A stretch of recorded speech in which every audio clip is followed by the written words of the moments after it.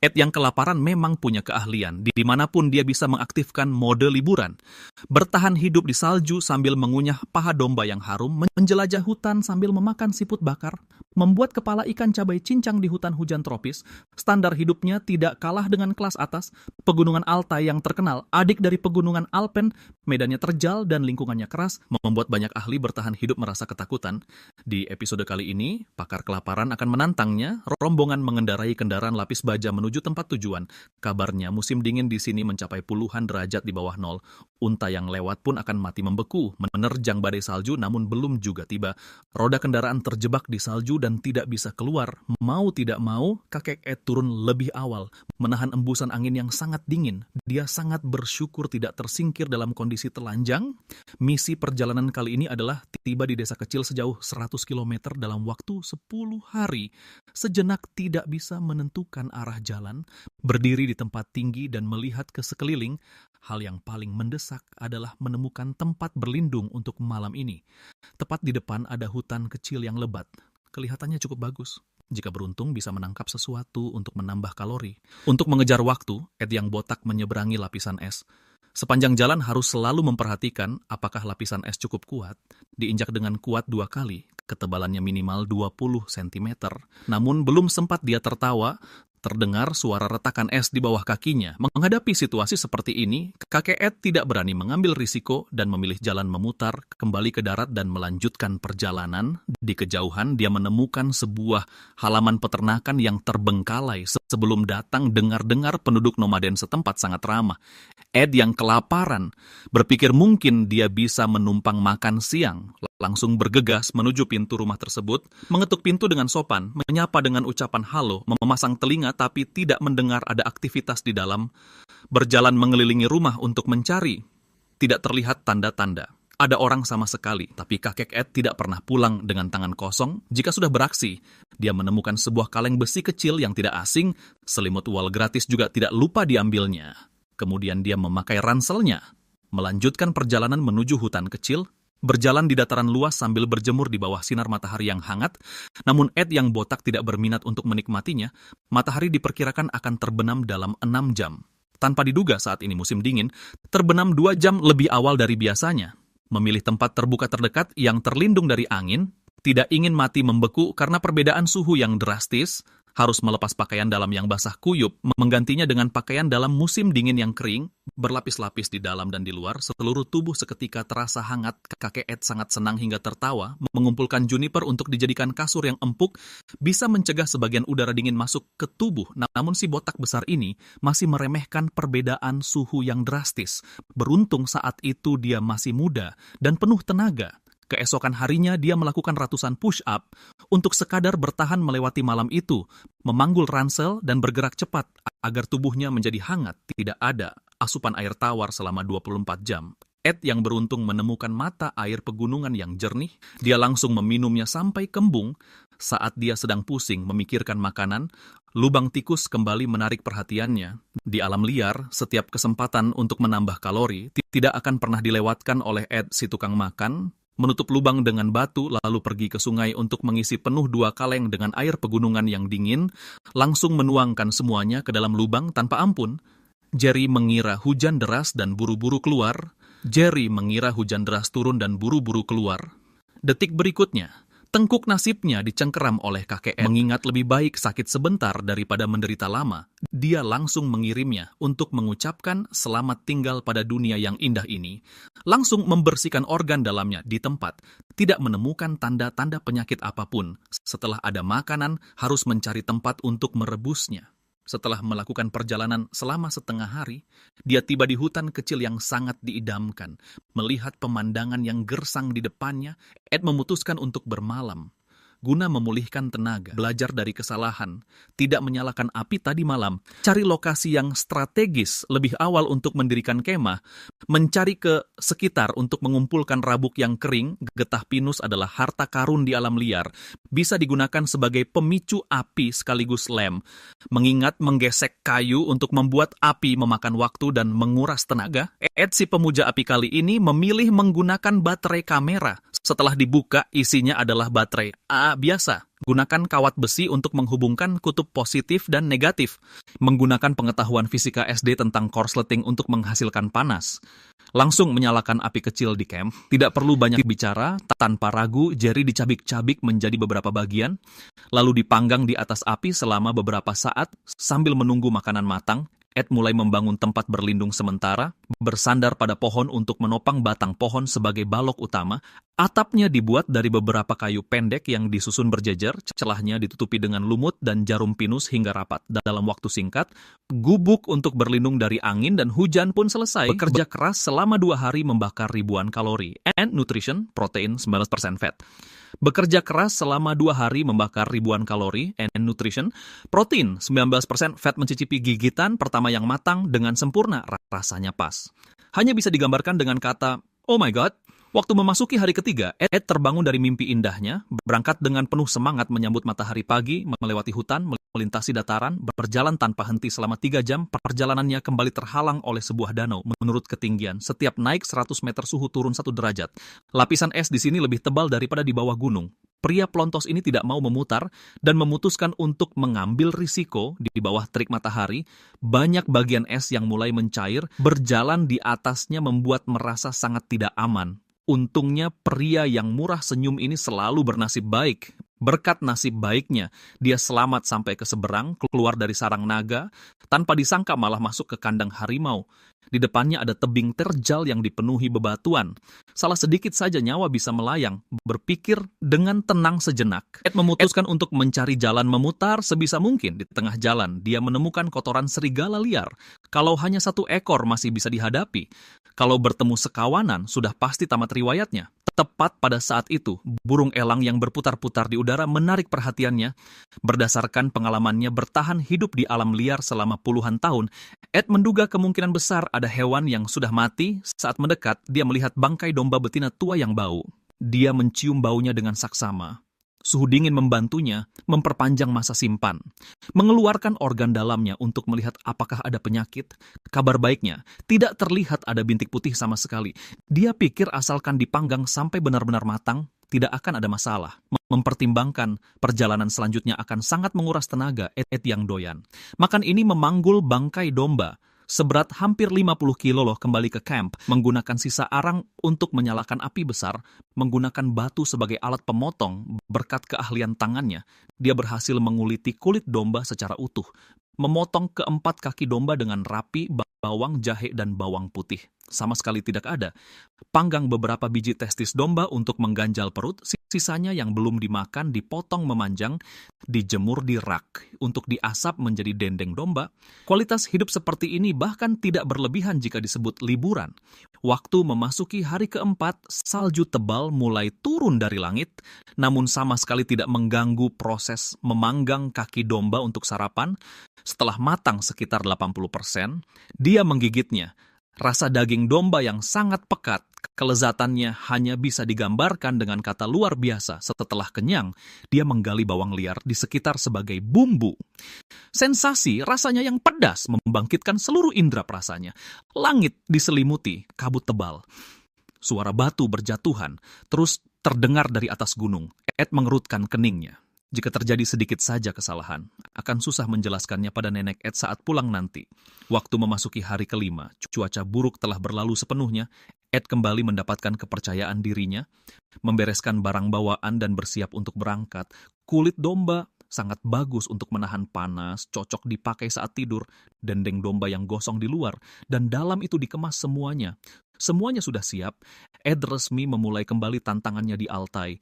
Saat lapar, dia bisa mengunyah dendeng domba yang renyah kapan saja. Bagian awal perjalanannya cukup mudah, tak lama. Dia tiba di lereng curam yang dipenuhi bebatuan. Tiba-tiba kakinya tergelincir, lututnya terbentur keras ke batu. Yang pernah mengalaminya pasti tahu betapa sakitnya itu. Setelah melewati berbagai rintangan, dia tiba di area bersalju. Untuk mengejar waktu, Ed meluncur ke bawah agar lebih cepat. Dia bangkit dan melanjutkan perjalanan. Saat tumpukan salju menjadi semakin lembut, dia berjalan dengan susah payah karena kakinya terus terperosok. Hanya dalam beberapa puluh meter, pria plontos ini sudah kelelahan dan terengah-engah. Dibandingkan sebelumnya, ini bisa dibilang tingkat kesulitan neraka. Ditambah lagi dengan terik matahari di atas kepala, pantulan cahaya dari salju putih menyilaukan matanya.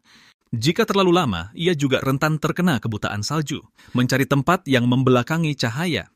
Ed memutuskan untuk memprioritaskan pembangunan tempat berlindung, tanpa adanya perlindungan dari pepohonan. Cara terbaik adalah menggali gua salju. Setelah 3 jam berusaha, iglu dengan 1 kamar dan 1 ruang tamu pun selesai. Ia menggelar selimut wol di tanah untuk menahan hawa dingin, karena keringat yang menguap membawa pergi suhu tubuh. Sebelum tidur, ia mengganti pakaiannya yang basah kuyup, lalu berbaring dengan nyaman melewati malam. Waktu memasuki hari ke-6, mumpung suhu belum naik dan es serta salju belum mencair.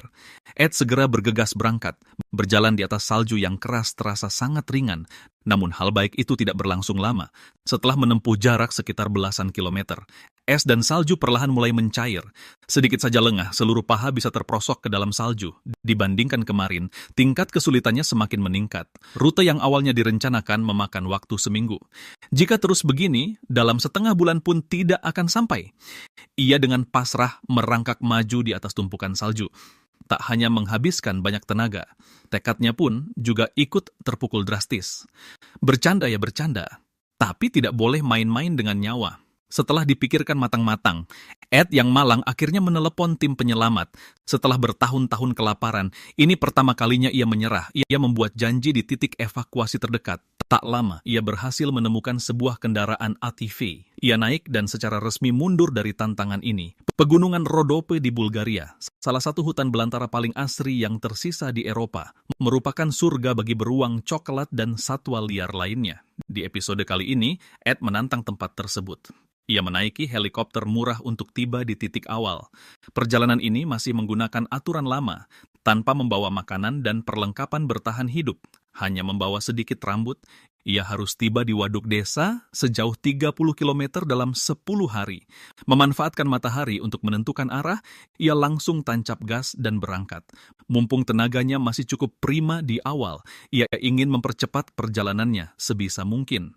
Meski ia bergerak cepat, ia harus selalu mengutamakan keselamatan. Medannya sangat curam dan berbahaya. Sedikit saja lengah, tak akan ada kesempatan untuk menyesal. Sudah jatuh tertimpa tangga. Hujan deras yang turun tiba-tiba membuat situasi makin tidak optimis. Jalannya basah dan licin. Berjalan pun menjadi lebih menguras energi. Untuk mencari tahu rute jelajah selanjutnya, Ed memanjat menuju puncak gunung. Setibanya di titik tertinggi, seluruh hutan terlihat jelas. Ia segera menemukan rute yang terbaik, karena tidak ingin terjebak di puncak gunung saat malam.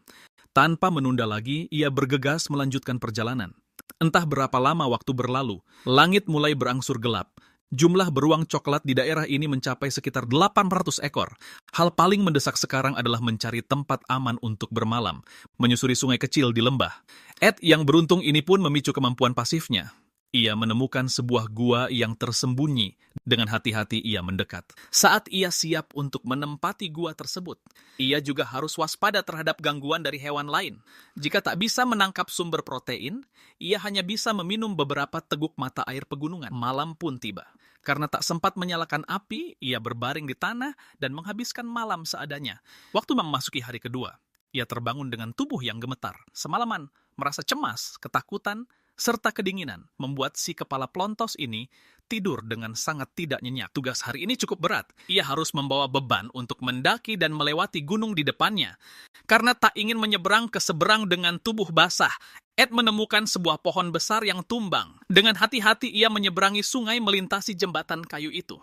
Ia kemudian memanjat lereng berbatu yang curam. Kelihatannya seperti tidak terlalu sulit. Namun sebenarnya bahaya mengintai di mana-mana. Bebatuan di sana sangat licin dan gembur. Satu kesalahan kecil saja dapat membuatnya jatuh dan terluka parah. Setelah 2 jam memanjat dengan intensitas tinggi, pahanya mulai kram. Berdiri di tempat yang tinggi untuk mencari rute terbaik. Ia melanjutkan berjalan menyusuri jalan punggung bukit yang sempit. Seperti kata pepatah, berada di tempat yang tinggi terasa sangat dingin. Ed harus mencari tempat berkemah yang aman sebelum hari gelap. Ia melihat sebuah lahan kosong tak jauh dari sana. Lalu dengan cepat bergegas tiba di lokasi. Ia mengumpulkan kayu mati di sekitarnya untuk membuat rangka. Celah-celahnya ditutupi dengan kulit kayu dan lumut. Dengan ahli dan cepat, ia mendirikan sebuah tempat berlindung sederhana. Lalu ia berbaring di dalamnya untuk mencobanya. Ukuran dan panjangnya benar-benar seperti dibuat khusus untuknya. Waktu memasuki hari ketiga, melihat efek pasif kelaparan akan segera aktif, baru Ed kepikiran untuk mencari kalori. Sumber daya di hutan memang sangat melimpah. Baru masuk ia sudah menemukan daun semanggi segar. Ed yang kelaparan parah langsung memasukkan semuanya ke mulut. Di sebelahnya tumbuh sebuah pohon beech, kaya akan serat yang membantu pencernaan. Membuat Ed kewalahan saking banyaknya yang dimakan. Tunggu dulu, Tudolkusa. Di tanah masih tersembunyi beberapa jamur chanterelle. Ia langsung memakannya tanpa dicuci. Lembut, harum, lezat, rasanya benar-benar luar biasa. Semuanya dibungkus untuk dibawa pergi. Yang mirip jamur lingzi ini adalah barang bagus, bisa digunakan untuk membuat pemicu api portable. Saat sedang minum di tepi sungai kecil, Ed yang beruntung menemukan sebongkah pirit. Jika kedua batu dibenturkan akan memercikan api, ini adalah alat pembuat api yang sangat langka di alam liar.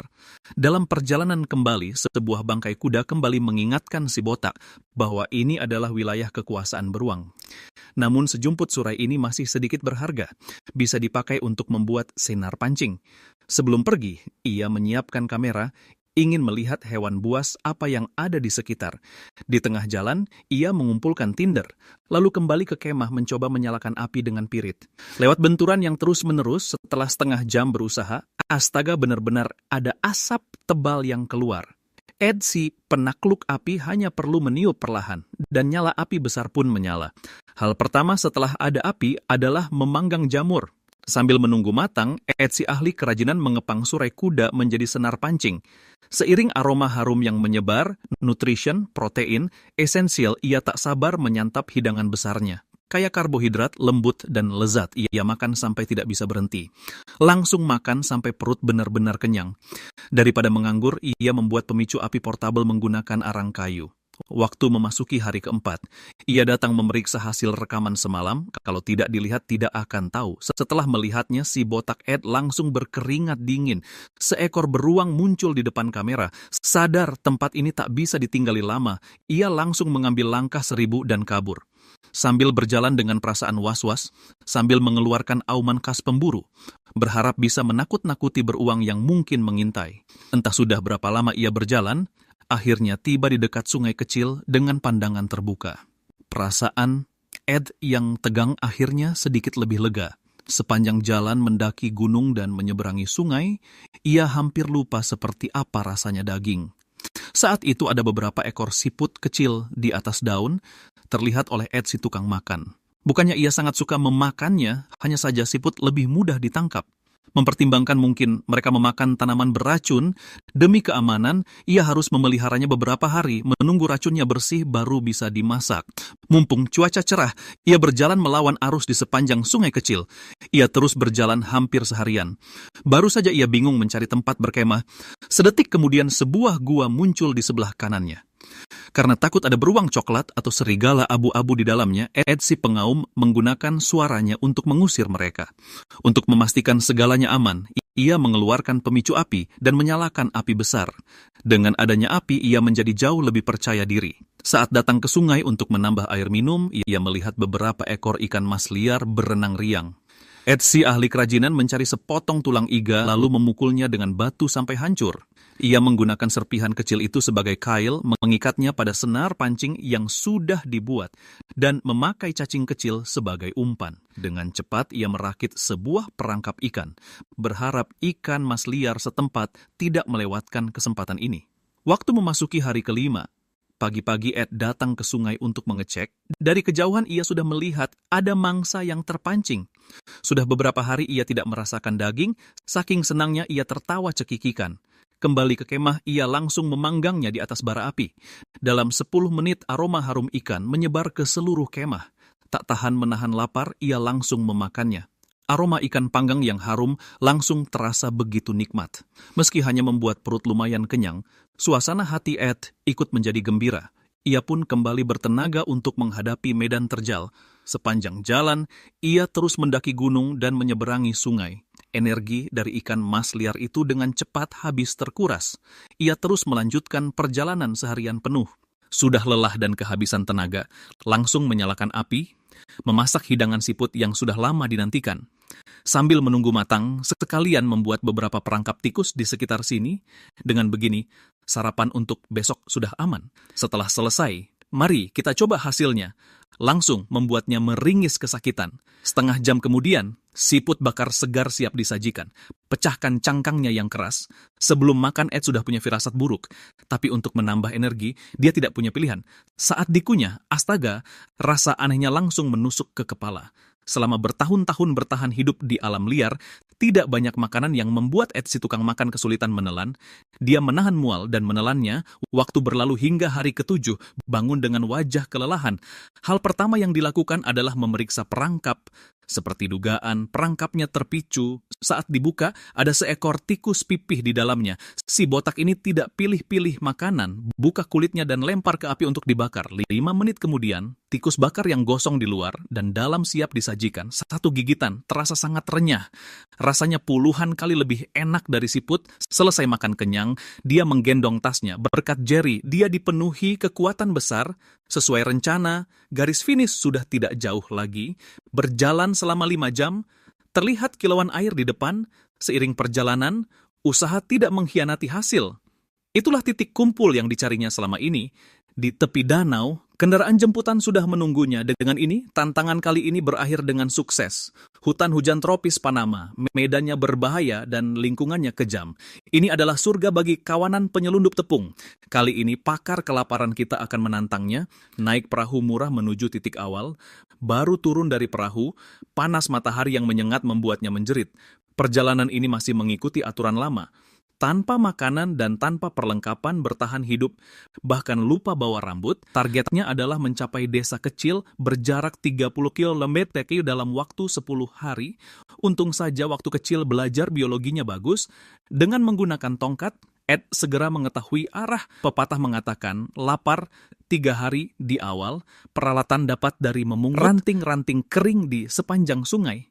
Adalah bahan penyala api kualitas tinggi, kulit pohon kelapa mudah terbakar, dan cocok dijadikan rabuk. Tapi yang paling membuat Ed kegirangan adalah pisau berkarat yang dia temukan di alam liar ini. Suhu siang hari di hutan hujan bisa mencapai 30-40 derajat. Kalau tidak mau dehidrasi lalu mati, dia harus menyusuri sungai menuju ke dalam hutan.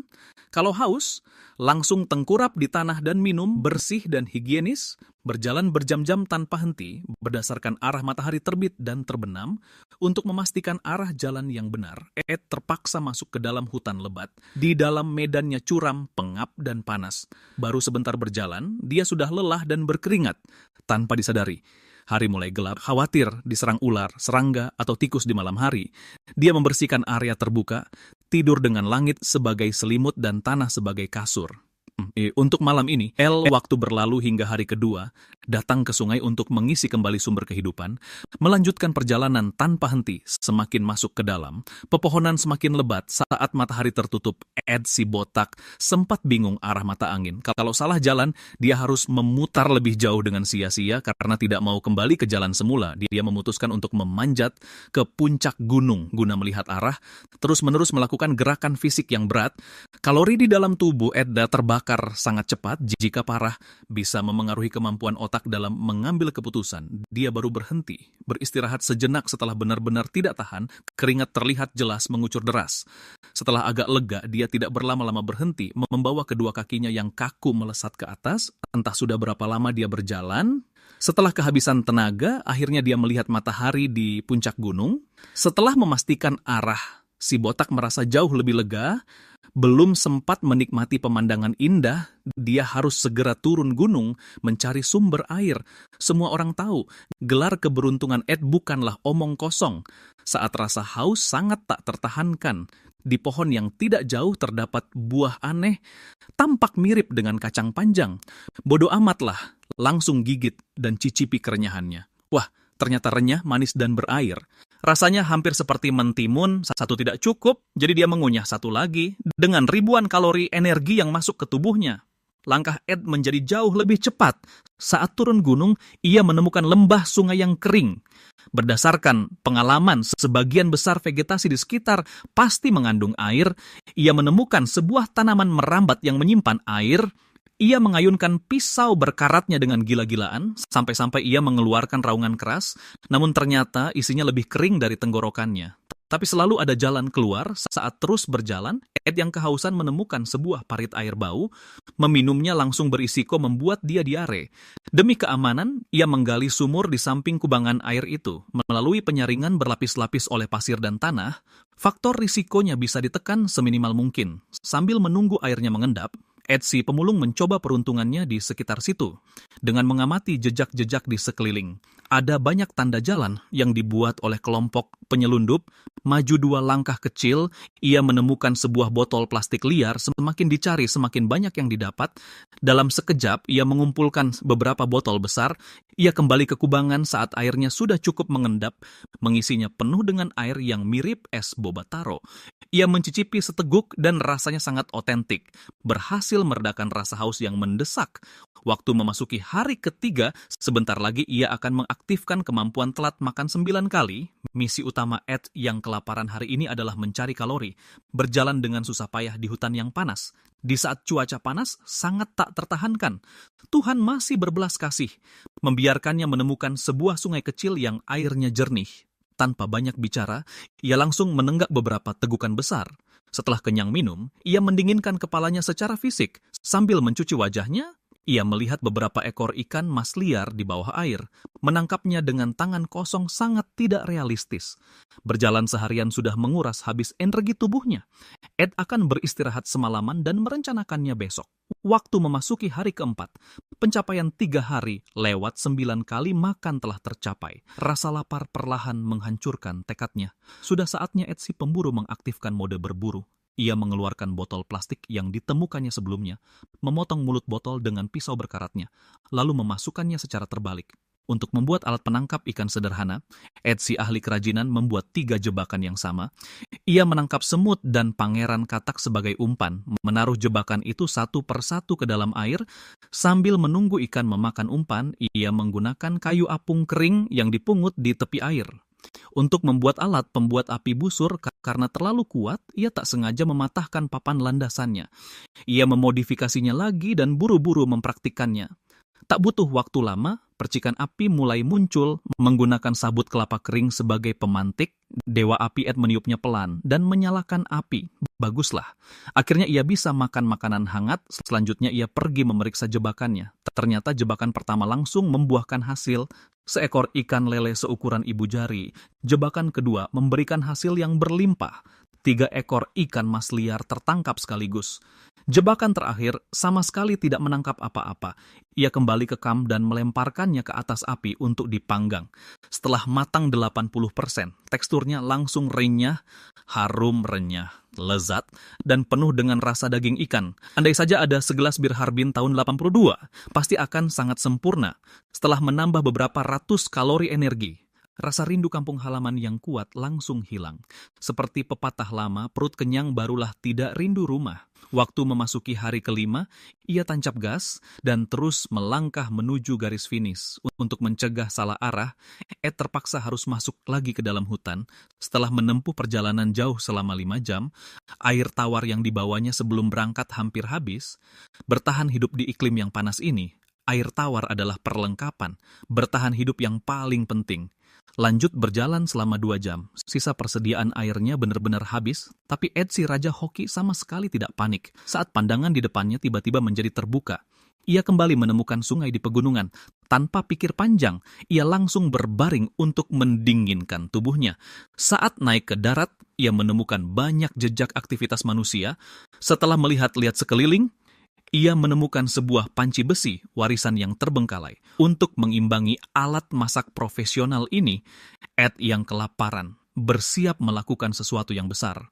Ia memilih sebatang kayu yang kuat dan menghaluskannya, lalu mengeluarkan tombak besi yang dipungutnya, dan mengikatnya kuat-kuat di kayu tersebut.